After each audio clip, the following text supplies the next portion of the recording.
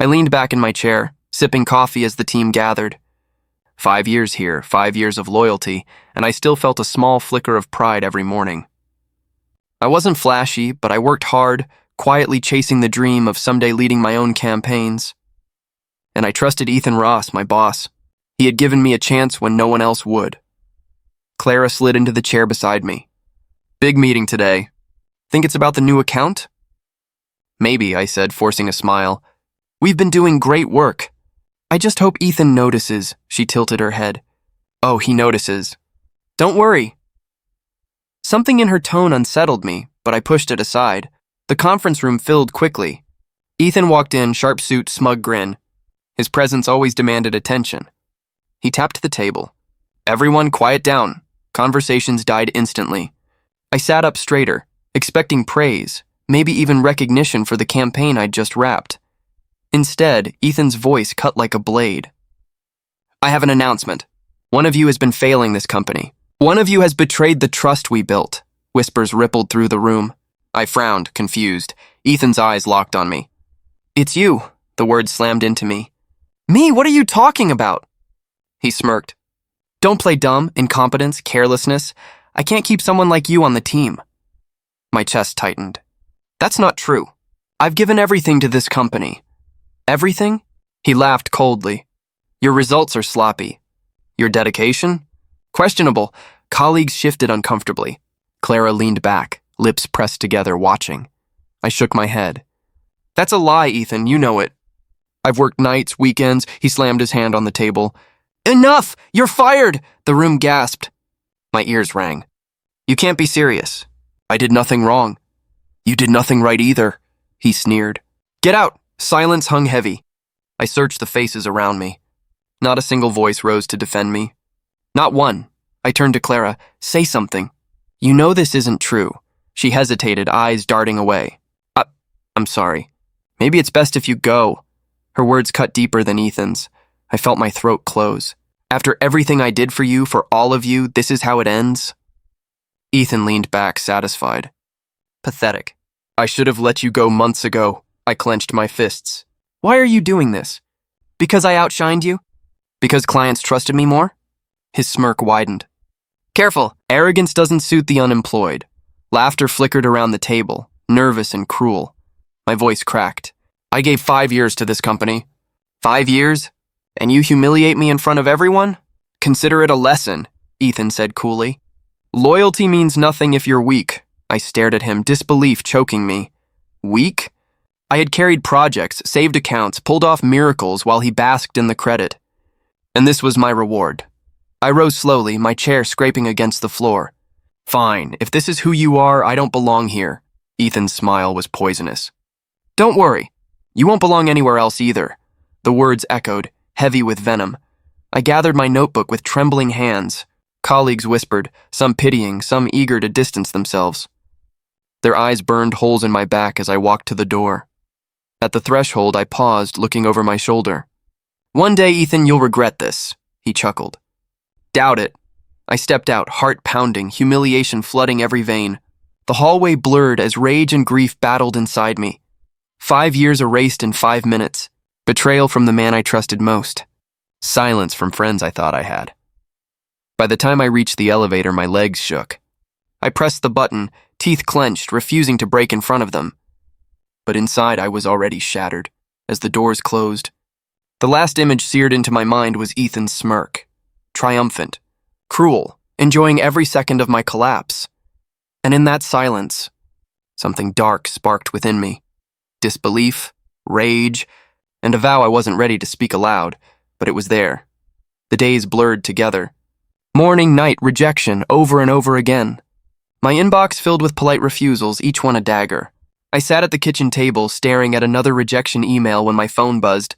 Daniel's voice came through. Any luck today? I sighed. None. That makes, 23 rejections? 25. You've been counting. I rubbed my temples. I'm starting to think Ethan was right. Maybe I'll never make it anywhere else. Stop. His tone was sharp. Don't let his poison stick. You're better than him. Then why doesn't anyone hire me? Every interview feels like a setup. They smile, nod, then vanish. Daniel paused. Maybe they heard his version of the story. He's probably talking behind your back. I leaned back, bitterness rising. I overheard him once. He told a client I was unreliable, said I'd collapse under pressure. He laughed, said I'd never last outside his company. Daniel cursed under his breath. Typical Ethan, he's terrified of you. Terrified? I scoffed. I'm broke, unemployed, and sitting in a dark apartment eating instant noodles. That doesn't erase your talent. He fired you because you were becoming more respected than him. That's what men like Ethan do. They destroy what threatens them. I went quiet. The truth of it hurt more than the lie. Later that week, a knock shook my door. Mr. Collins, my landlord, stood there, arms crossed. Rent's due, I forced a smile. I just need a little more time. I'm in between jobs. You said that last month, he replied coldly. I can't run this building on promises. I know. Please, just a week or two. I'll figure something out. His eyes narrowed. 1 week, no more. After that, I'll have no choice. When he left, I slammed the door and slid to the floor. My chest felt hollow. That night, Daniel dropped by with takeout. He pushed the bag toward me. Eat. You look like a ghost. I can't even pay rent and you're buying me food? You'd do the same for me, he said simply. I poked at the food. I don't know who I am anymore. Without work, without purpose. I feel empty. Daniel leaned forward. You're still you. You just forgot. Let me remind you. 5 years of loyalty, endless nights at the office, campaigns that brought in millions. That's who you are. Tears stung my eyes. Then why do I feel like nothing? Because Ethan crushed you. But broken things can be rebuilt, stronger, sharper. I swallowed hard. I want to believe that. Then start by believing me, he said firmly. You're not done. Not even close. Silence stretched between us, heavy but comforting. Finally, I whispered, one day, I'll prove him wrong. I don't know how, but I will. Daniel's lips curved into a small smile. That's the spirit I've been waiting for. But deep inside, I still felt broken, as if my vow was just words floating in the air. For now, survival was all I had. Daniel pushed a cup of coffee toward me. You need fresh air, not another day locked inside that apartment. I sighed. Fine, but this cafe better not be crowded. I can't stand people staring at me like I'm some failure. No one cares as much as you think, he said, taking a sip. Relax, we settled into a corner table. He pulled out his laptop. Look at this campaign idea I drafted. Just for fun. I leaned over, instinctively critiquing. Your tagline's weak. Try flipping it. Focus on the customer's problem first, then the solution. See? It hits harder, Daniel's eyebrows rose. Still got it. Even at rock bottom, your brain runs on marketing. I shrugged. It's all I know, a voice interrupted. Interesting. Mind if I join? I looked up. A woman stood near our table, elegant, poised, eyes sharp with curiosity. Daniel blinked. Sure, she sat down gracefully. I couldn't help overhearing. Your take on that campaign was quick, smart, precise. Heat rose in my face. Sorry, I didn't mean to disturb anyone. Disturb? She smiled faintly. You intrigued me. What's your background? I hesitated. The shame still clung to me. 5 years in marketing. I lost my job recently. Her gaze didn't waver. Why? My throat tightened. Because my boss saw me as competition. He humiliated me. And now every door feels shut. She studied me silently, as if weighing every word. Then she extended her hand. Isabella Carter. Daniel's eyes widened. Wait, Carter? As in Carter Investments? She nodded slightly. That's correct. I invest in talent, and I just stumbled upon some. I shook her hand, unsure. Me? I'm broke, unemployed, barely holding it together. That's surface. I'm looking at what's underneath, the way you think, how quickly you dissected a problem. That's rare, Daniel grinned. Told you, didn't I? I shook my head. I don't know if I can handle more failure. Starting over feels impossible. Isabella leaned closer. Impossible? Or terrifying? There's a difference. Fear means it matters. Her words hit deep. Even if I dared, I don't have resources. That's where I come in, she said firmly. I'll fund a small startup. You run it. Your strategies, your vision. No Ethan Ross to chain you down. My chest tightened. You'd do that for me? Someone you just met. I don't invest in resume. I invest in sparks. And I see one in you. Daniel nudged me. Say yes, I whispered. What if I fail? Isabella's eyes softened. Then you fail forward. But I think you'll rise. Silence stretched as I wrestled with the weight of her offer. Every rejection, every insult from Ethan replayed in my head. Finally, I exhaled. Maybe I could try. Her smile widened.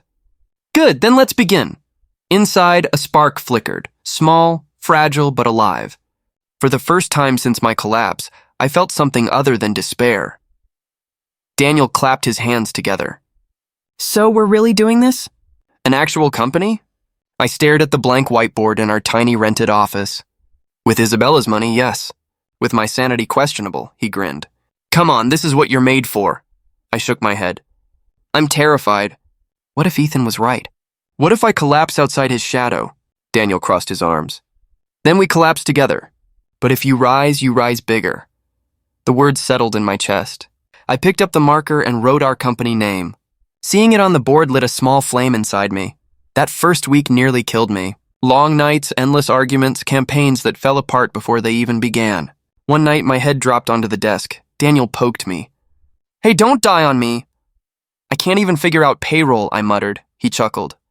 That's because you're trying to do everything alone. We need help. The next day, Isabella introduced us to a young woman. This is Sophie. She's organized, sharp, and desperately looking for a place where people believe in her. Sophie smiled nervously. I don't have much experience, but I'll work harder than anyone. I studied her. Something in her eyes reminded me of myself when I first started. Hungry, desperate, loyal. All right. Welcome aboard. From then on, Sophie became my anchor. She stayed late, color-coded chaos, kept me from drowning in paperwork. One night she found me slumped over again. She placed a coffee on my desk. Drink, cry later. Right now, we've got deadlines. I laughed weakly. You sound like my conscience. Then listen to me, she said firmly. Weeks passed, victories tiny but precious. We landed a small campaign, then another. Clients began to trickle in. Every success felt like breathing after nearly drowning. One afternoon, Sophie burst in. We've got a meeting with Mr. Bennett. Daniel nearly spilled his coffee. The Mr. Bennett? The one who handles nationwide accounts? She nodded, breathless. Tomorrow, I froze. We're not ready. He'll see through us. We're still patching holes. Daniel slapped my shoulder. We've been patching holes into a ship that floats. Time to sail. The next day, Mr. Bennett walked into our office. Tall, stern, eyes sharp like he'd seen it all. He glanced around at our modest setup. Convince me. Why should I trust you? My throat went dry. I forced myself to meet his gaze. Because I know what it feels like to be underestimated. And because I'll treat your brand like my own survival depends on it. Because it does. Silence. Then he leaned forward. Show me your strategy. We launched into our pitch. Daniel handled the numbers, Sophie pulled up visuals, and I spoke with every ounce of passion I had left. When I finished, my hands shook. Bennett tapped the table thoughtfully. You're raw. But raw can be good. I see potential. You'll have one campaign. Deliver and we'll talk bigger. I nearly collapsed with relief. Thank you. You won't regret this. After he left, Daniel shouted, We did it! He grabbed Sophie and spun her around. I sat down, trembling. This is real. He actually believed in us, Sophie grinned. He believed in you. Don't forget that. That night, I walked home under the city lights. For months, I'd felt like a shadow of myself, weak, broken, discarded. But now something had shifted. For the first time, I felt not just alive, but powerful. Ethan's voice still echoed in my head. You won't belong anywhere else. But here I was, building something from ashes. And this time it was mine. Daniel slid a newspaper across my desk. Look at this. Ethan's firm lost 2 more clients this quarter. I frowned, scanning the headline. It can't be that bad already, he smirked. Arrogance burns fast. Word is his employees are leaving too. I leaned back in my chair. Part of me doesn't believe it. He always seemed untouchable. Daniel tapped the paper. No one's untouchable. You of all people should know that. Still, doubt lingered. Karma sounded good in theory, but I'd been the one bleeding for months while Ethan thrived. Sophie walked in with files. You should hear the things people say about him now. Clients are tired of his ego. They want people who actually listen. I raised an eyebrow. And you think that's us? She smiled. It already is. Look at our calendar. We're booked solid. Her confidence steadied me. Yet at night, lying awake, I wondered if Ethan really was falling or just reinventing himself again. A week later, Isabella insisted I attend a networking gala. You need visibility, she said. The room will be full of investors and clients. Don't hide. I hated those events, too much pretending, too many fake smiles, but I went. The ballroom shimmered with chandeliers, laughter, and clinking glasses. I was shaking hands with a potential client when a familiar voice stabbed through the noise. Surprised to see you here. I turned. Ethan. His suit still looked expensive, but his face was thinner, his eyes ringed with exhaustion. I forced a calm tone. Ethan, he gave a tight smile. So you're still dabbling in this little venture of yours? Daniel, standing beside me, muttered under his breath. Here we go. I ignored him. It's more than dabbling. We've been doing well. Ethan's jaw flexed. Good for you. Though, honestly, this field is brutal. Small firms rarely last. I met his eyes. Then I guess we'll see how long mine survives. For a flicker, his mask slipped. I saw desperation beneath the smugness, a crack in his armor. But he quickly straightened. Anyway, I've got people waiting. Don't take it personally if I don't have time to chat. Daniel crossed his arms. Funny, I don't see anyone lining up for you. Ethan shot him a glare, then turned back to me. Good luck. You'll need it. He walked away, shoulders stiff, pretending confidence he no longer had. My pulse raced. I hadn't yelled, hadn't confronted, but the simple exchange left me buzzing with anger and something else. Power. Daniel grinned. Did you see his face? He's crumbling, I exhaled slowly. Not yet. But soon, the rest of the evening blurred. I shook hands, smiled, played the role, but Ethan's hollow eyes haunted me. For the first time since he fired me, I wasn't the one broken. As I left the ballroom, Sophie caught up with me. You okay? You looked like you saw a ghost. I did, I admitted, but this time the ghost was afraid of me. The rain hammered against the windows, drowning the city in noise. I was going through reports with Sophie when the door opened. She froze. You're not gonna believe this. I looked up. My heart stuttered. Ethan Ross. His once flawless suit hung loose, his hair unkempt, his face pale. He held a folder in trembling hands. I need to speak with you. Daniel, seated on the couch, shot to his feet. You've got to be kidding me. Ethan's eyes darted between us. Please. Just 5 minutes. I leaned back in my chair, steadying my voice. Why are you here? He swallowed. My firm collapsed. Clients left, investors pulled out. Debts piled up. No one will take me. I'm asking if you'll give me a chance. Daniel barked a laugh. A chance? You destroyed him, remember? Ethan's face tightened. I know what I did, and I regret it. But I'm desperate. I stared at him, memories flooding back, the humiliation, the whispers, his smirk as I walked out in shame. My chest burned. Do you remember what you said the day you fired me? My voice was sharper than I intended. He lowered his gaze. I said you'd never make it anywhere else. And now you're here. At my door, Sophie's eyes widened. The office had gone silent except for the storm outside. Ethan stepped closer, extending the folder. My résumé. My experience can still help you, please. I'll take any position. I didn't touch it. You want me to hire you? After everything? He nodded quickly. Yes, I'll work for half the pay, less even. Just don't turn me away. Daniel crossed his arms. This is pathetic. Ethan's knees buckled, and before I could process it, he was kneeling on the floor. I'm begging you, please. The sight jolted me. The man who once stood above me, proud and merciless, was now on the ground, drenched in humiliation. I whispered more to myself than him, unbelievable. Ethan looked up, eyes shining with desperation. I have nothing left. No one else will even speak to me. You're my last chance, anger flared. You had power, Ethan. You used it to break me. And now you expect mercy? His voice cracked. Yes, because I've learned my lesson. Daniel shook his head. Or because you've run out of options. Sophie touched my arm gently. Everyone's watching, she whispered. I turned. The staff had gathered quietly at the edges of the room, eyes wide, whispering among themselves. They were seeing what I never thought possible, the reversal of everything. I looked back down at Ethan. Do you even realize what you took from me? He closed his eyes. I do, every night. It eats me alive, my chest tightened. Part of me wanted to laugh, part of me wanted to scream. Mostly I wanted him gone. I stood, my voice steady. Get up. He hesitated, then rose slowly, swaying slightly. I walked around the desk until I was standing inches from him. You think kneeling erases what you did? No, he whispered. But maybe it shows how far I've fallen. How serious I am, Daniel muttered, or how shameless. I ignored him. You ruined me in front of everyone. Do you know what that humiliation felt like? Tears brimmed in Ethan's eyes. I know because I feel it now. Every door slammed in my face, every whisper behind my back. I know what you felt. The storm outside cracked with thunder. My staff held their breath. I inhaled slowly. And do you know what the difference is? He blinked. What?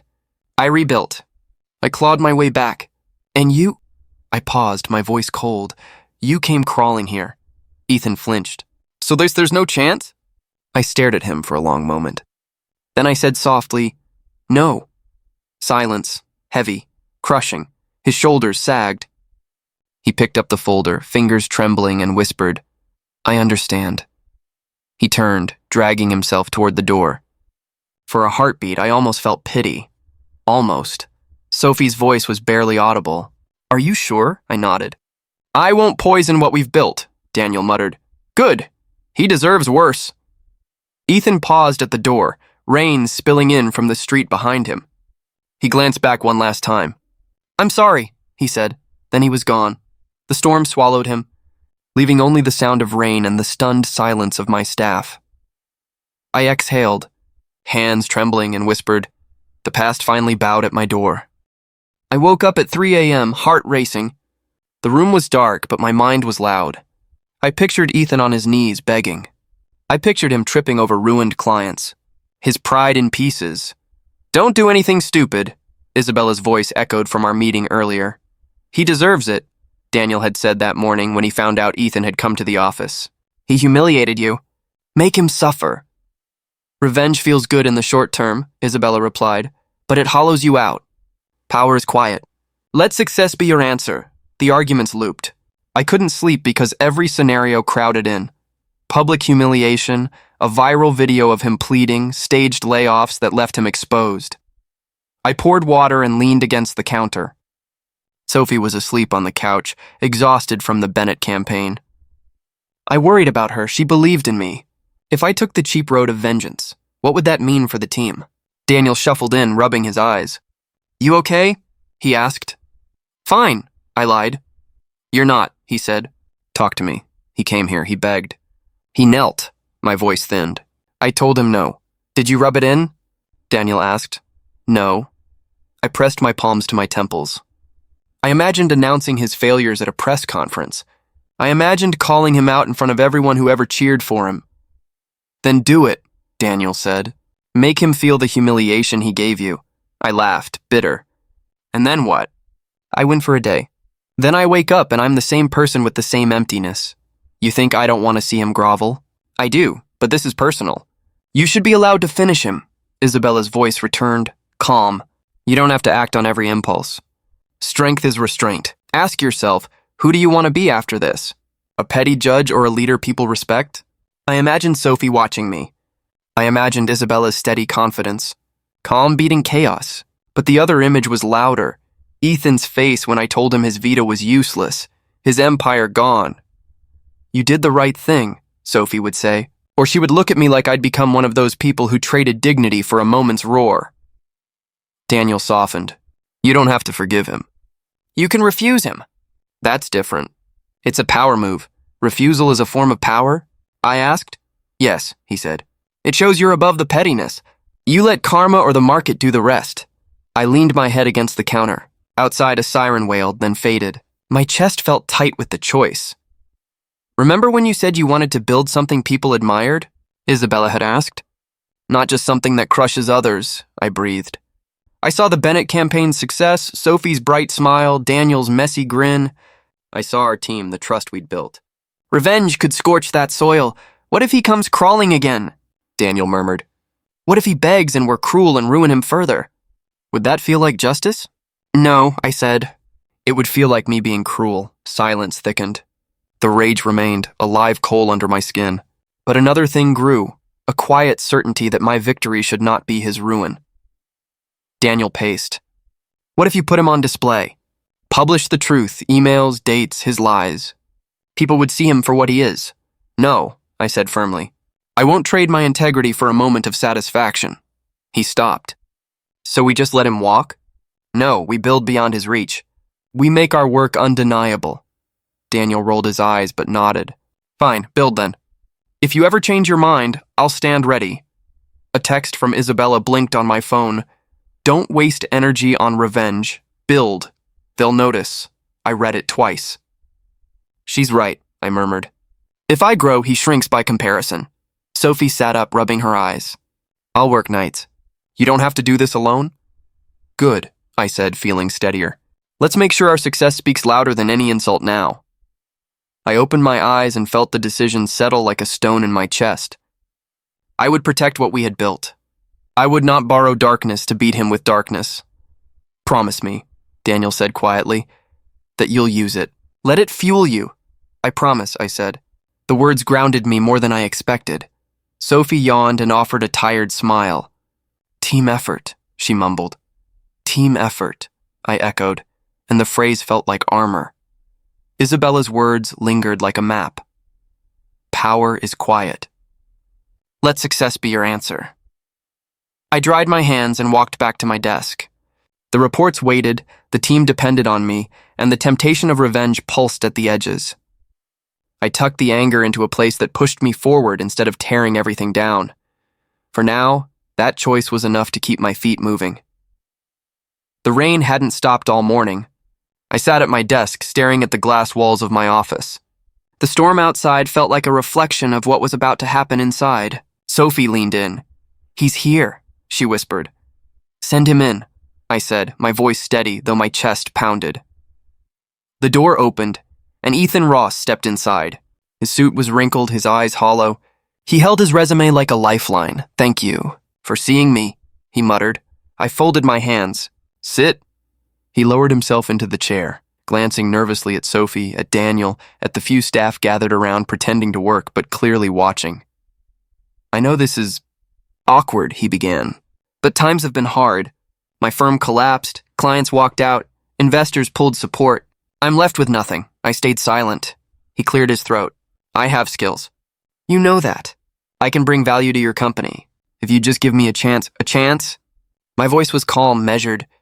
Do you remember the last time we were in the same room like this? His eyes flickered. That was different. You humiliated me, I said. In front of colleagues, clients, people I trusted. You told them I was incompetent. You told them I couldn't be trusted. That was business, he insisted. Pressure. I made mistakes. Mistakes? I leaned forward. You destroyed 5 years of loyalty with a smirk. You whispered that I'd never make it anywhere else. Do you remember that? He lowered his eyes. I was wrong. Daniel shifted against the wall, arms crossed, glaring. Sophie kept her gaze fixed on her notepad. Though I saw her knuckles whiten, Ethan's voice cracked. I'm begging you, please, I'll take anything. Assistant, consultant, part-time, I don't care, just... Don't shut the door on me. The room grew so silent I could hear the rain hitting the glass. My staff's eyes darted between us. I exhaled slowly. Ethan, I don't hire people I cannot trust. The words left my mouth like steel. He flinched. You can't mean that. I mean every word, I said. You taught me the cost of misplaced trust. I won't repeat that mistake. His hands trembled. He opened his mouth, closed it, then whispered, Please. You don't understand what this means for me. I have nothing left. You gave me nothing, I replied.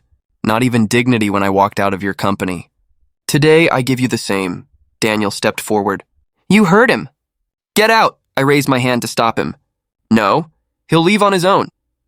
Ethan's eyes darted to mine, desperate, searching for mercy. For a second, I almost saw the man I once admired, the man I once trusted. But that man had chosen pride over fairness, cruelty over respect. I built this company from the ashes you left me in, I said quietly. I bled for it. My team sacrificed for it. You don't get to walk in here and ask for the fruits of what you tried to destroy. I said I was wrong. His voice rose, breaking. Isn't that enough? People make mistakes, I stood. Mistakes are tripping on the stairs. What you did was a choice. And choices have consequences. The silence stretched. The weight of my words pressed into the air until even the storm outside seemed to pause. Finally, Ethan stood too. His shoulders sagged, his resume crumpled in his hand. His lips trembled as he tried to speak, but nothing came. I met his eyes one last time. "This meeting is over." He swallowed hard, nodded, and walked toward the door. Each step sounded heavier than the last. My staff parted silently, their faces unreadable, their respect for me carved deeper into the air. The door clicked shut behind him. Daniel let out a low whistle. "You handled that better than I would have." Sophie finally looked up. "You didn't even raise your voice," she said softly. "I didn't need to," I murmured. I turned to the window.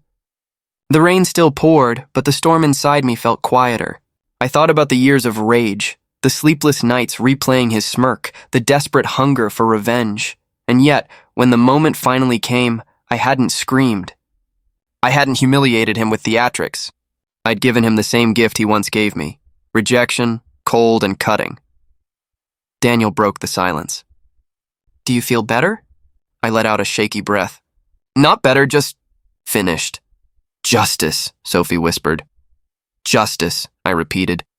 But as I stood there, a strange sorrow tugged at me. Watching Ethan walk away broken didn't taste as sweet as I had once imagined. Triumph and grief mixed together, leaving me hollow yet free. I pressed my palm against the glass, rain cold against the window. "It's over," I said quietly, and for the first time in years I believed it. The morning sun streamed through the tall windows of my office, softer than the storm that had raged the night Ethan walked out. For the first time in years, the air felt lighter. Daniel leaned against the doorframe, arms crossed. "So," he said, "is it really over?" I swiveled my chair to face him. "Over enough," he raised an eyebrow. "That doesn't sound like closure," I smiled faintly. "Closure isn't about watching someone else fall. It's about standing after they tried to bury you." Daniel nodded slowly. "You stood all right. No one in that room will forget what you said." Sophie entered, holding 2 mugs of coffee. She set one on my desk. "We've all been talking about it. The team, they respect you more now than ever." I lifted the mug. "Respect isn't given easily, but maybe I finally earned it." "You did," Sophie said firmly. "The way you handled Ethan, it wasn't just rejection. It was control. You showed us who you are." Her words struck something deep in me. I had been so focused on surviving, on fighting, that I hadn't realized I had already become the person I once doubted I could be. Daniel grinned. "And the company's thriving. New contracts, loyal staff, rising numbers. You proved everyone wrong," I chuckled. "Including myself," he tilted his head. "Regrets?" I stared at the coffee steam swirling upward. "Regrets make sense when you lose." But I didn't lose. I thought betrayal had destroyed me. I thought I was finished. But that moment became my beginning. Sophie sat on the edge of the desk. "You sound grateful." "I am," I admitted. "Grateful for pain, even. It forced me to grow. If Ethan hadn't crushed me, I'd never have built this. I'd never know my strength." Daniel let out a low whistle. "You've gone philosophical." "Maybe survival does that to people," I said. "When you've clawed your way back, you stop seeing scars as ugly. They're proof you didn't stay down." Silence settled, but it wasn't heavy. It was full of peace. Sophie broke it softly. "Do you hate him still?" I thought carefully before answering. "No, hate keeps you chained. I let it go the moment I told him he wasn't welcome here. That was my justice. The rest doesn't matter anymore," Daniel smirked. "So what now? World domination?" I laughed. "No, just steady growth, good people, honest work. That's enough. I don't need to crush anyone to feel powerful anymore." Sophie smiled. "That's the kind of leader people follow." I glanced between them. "Do you know what I realized? Betrayal doesn't define me. What defines me is that I stood again, that I refused to break, that I turned loss into fuel." Daniel tapped the doorframe. "Then you've already won." I leaned back in my chair, the city skyline stretching behind me. I won by surviving, by thriving, by becoming someone unshakable. Sophie placed her hand gently on my desk. "And we're with you. Always." Her words lingered, filling the room with warmth no storm could wash away. I looked out the window one last time. The streets below bustled with life, people rushing forward, never backward. I realized that was me now. Always forward. Thank you, I said quietly. Daniel tilted his head. For what? For standing with me. For believing when I didn't. For reminding me that the story wasn't over. Sophie's eyes softened. It never was. I let out a long breath, my chest finally light. The battles, the nights of doubt, the bitterness, they had all led me here. And here was enough. More than enough. I turned back to them with a small, certain smile. We keep building. That's all. No revenge, no hate. Just building, Daniel grinned. Then let's get to work. As they left the office, I remained by the window for a moment longer, sunlight catching the glass, warming my reflection. I saw someone I barely recognized, the person I had fought so hard to become. I whispered to myself, not in anger, not in sorrow, but in gratitude. I survived. I thrived. And I stand tall, and for the first time I truly believed it.